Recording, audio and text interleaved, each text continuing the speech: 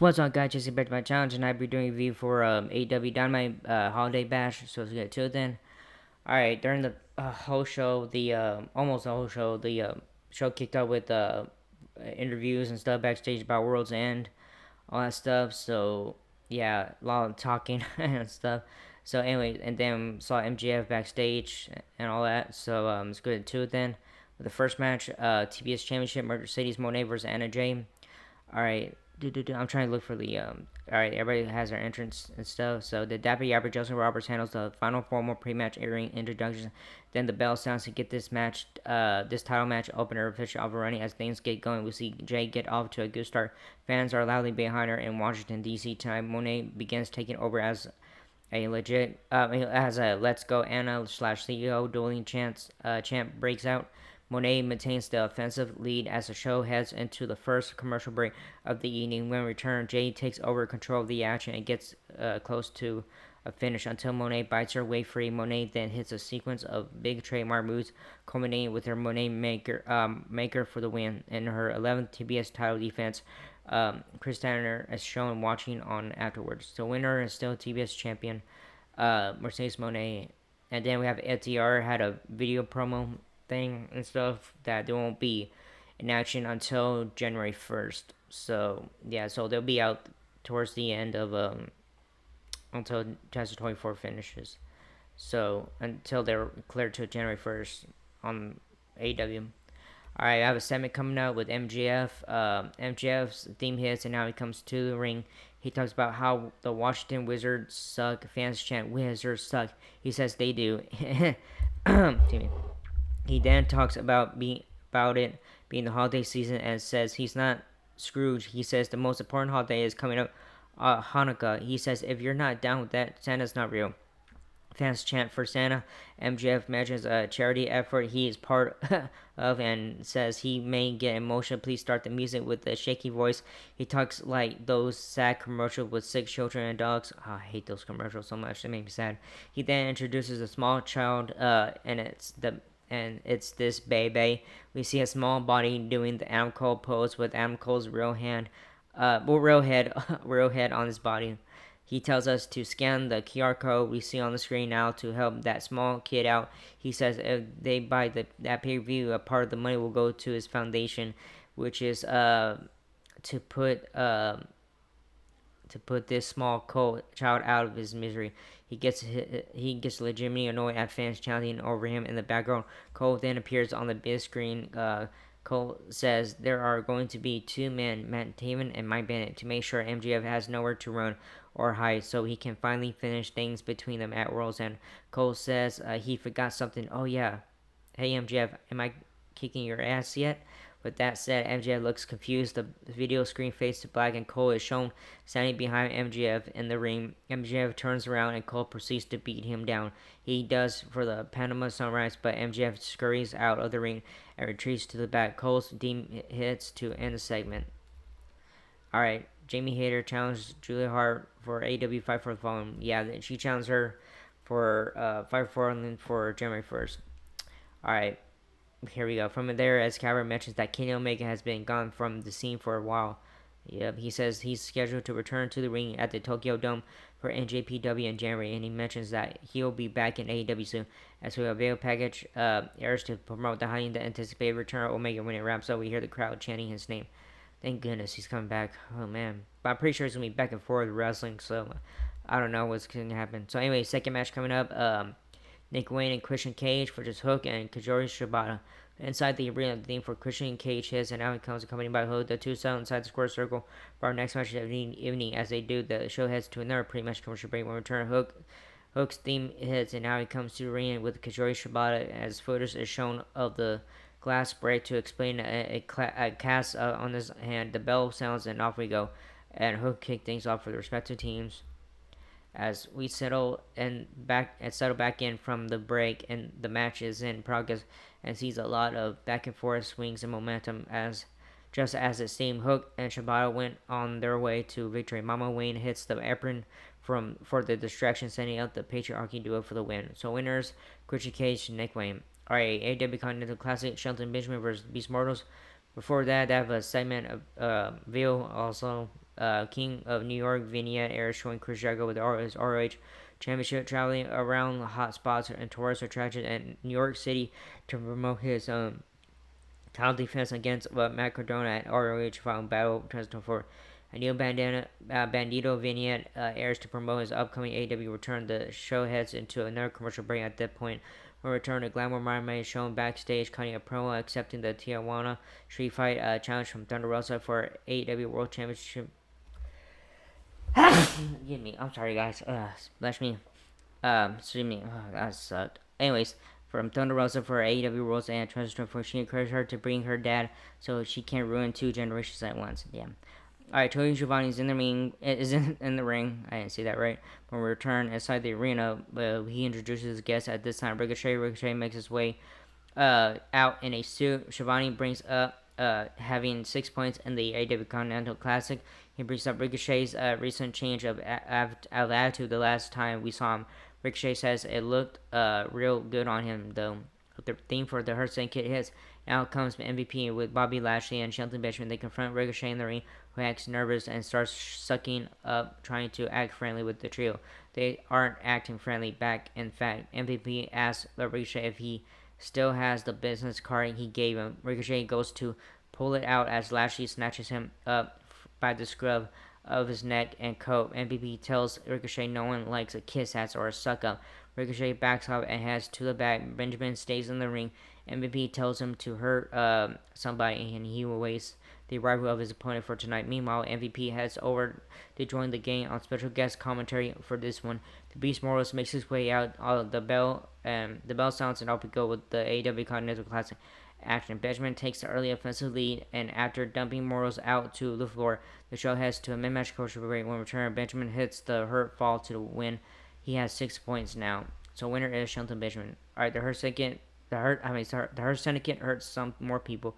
MVP gives Benjamin orders to further attack Morales afterwards. He tells Daniel Garcia this is what he has to look forward to on Sunday. Garcia comes out and says he's not stupid and knows he's at numbers advantage. He cuts for some backup, and Mark Briscoe's theme hits to bring him out. The two hit the ring and 3-on-2 against our Syndicate. The Hurt Syndicate, I'm sorry guys, Lashley and Benjamin end up running them over. Benjamin takes Garcia's TNT towel and holds it up over him before draping it across his unconscious body. The Hurt Syndicate theme hits again to end the post-match scene. Alright, we have a backstage thing. The show heads to an unconscious break. When return, we see Ricochet backstage with Renee Paquette. He talks about the Hurt Syndicate snubbing him and plays it off. He talks about the Continental Classic and Will Ospreay in their upcoming match. As he turns to leave, he runs into Swerve Strickland and Prince Nana. He talks about how he's going to win the Continental Classic something Swerve didn't do last year. Swerve calls him by his real name and says he can see he's still a follower. Alright. AEW Continental Classic, Will Ospreay vs. Darby Allin coming up next. Quick portrait of Rockstar Tony Storm airs with her acting like she's new on the scene in AEW and completely unaware of Timeless. Tony Storm after wraps up, we return inside the arena in Washington, D.C. for our next match of the evening. This was a good match. When we return to the AEW Continental Classic. Ospreay's theme hits and he makes his way out. The theme for his opponent hits and out comes Darby Allin. The bell sounds and fresh off running with this highly anticipated fans chant holy shit, holy shit, holy shit, before they even touch. Ospreay takes the early offensive lead. After things spill out to the floor, we see Allin head to the top rope and look for a coffin drop onto the hard part of the ring apron. Ospreay rolls out of the way, and Allin flies backwards and bounces right off the corner of the ring apron. His body smacked off the floor with like a rag doll. Ouch. We had to mid-match commercial break on that note. Yeah, that man, dude, he fell down hard. Alright, as he settled back in, Allin goes for Code Red, but Ospreay counters with the hidden blade. Allin fights back and hits a huge high spot for a super close 2 count. The crowd is split with both guys getting pops and chants. Something the commentators continue to point out. Allin hits a springboard coffin drop off the middle rope for close 2. Ospreay hits an insane styles clash from the ring apron to the floor, but Allin survives and takes over, hitting 2 back and forth top rope coffin drop for the win to pick up three more points in the AEW Continental Classic. An excellent match. Yeah, this was a good match. So winner is Darby Allin. Alright, next match coming up, main event, John Moxley, Yuta, and Pat versus Jay White, Orange Cassidy, Heyman Page. Once the match wraps up, the Dead Riders theme cuts off Allen's music during his post-match celebration in the ring. Claudio Castagnoli, Allen's next opponent in the AEW Continental Classic, comes out through the crowd and stares Allen down. The show heads to another commercial break on that note. Oh, come on. Alright.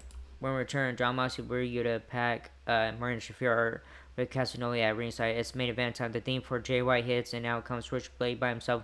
He stops an Orange Cassidy theme hits. The pressure squeeze once joins him, and then Heyman Page's theme hits, and the three head down to get our final match of the evening. Officially off and running. Heyman demands he starts because he wants to get his hands on Moxley. Once he sees Yuta starting off for the opposition, he stomps over and attacks Cassidy, and Cassidy throws his sunglasses at Yuta, and the fight is on. Mox lures Cassidy to the ropes, and the distraction allows Pac to yank his hair from behind. Things continue with Mox in the offensive lead until the fight spills out to the floor, where we see Miranda Shafir provide a distraction that once again allows the Death Riders to take over. Jay White tags himself, and when Heyman is going to finally get his hands on Mox, Heyman gets upset and storms off to the back, abandoning his partners. Damn. As the Dead Riders continue to widen the gap, they have been the offensive lead over their opposition.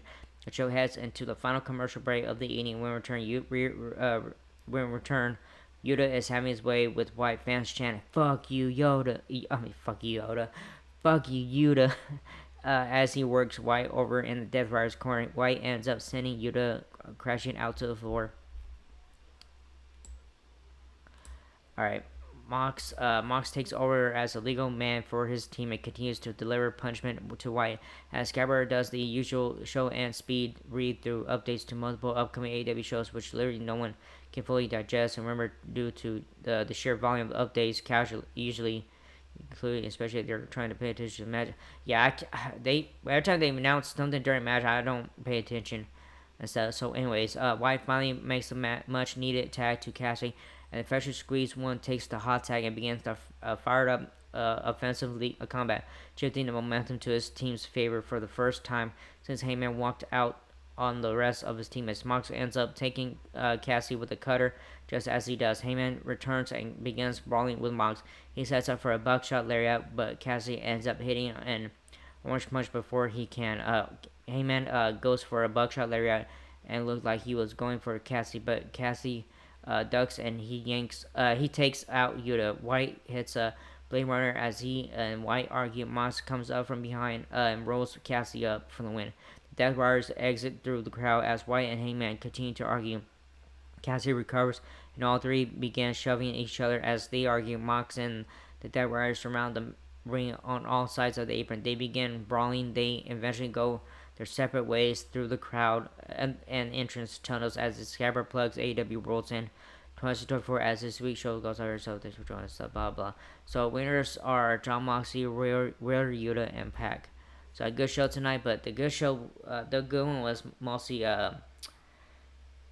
Darby Allin, and yeah, that was a good match and stuff. So yeah, and yeah, that match was back and forth, but the way Darby Allin landed on that side of the end of the ring and stuff, I was like, damn, like holy shit, dude.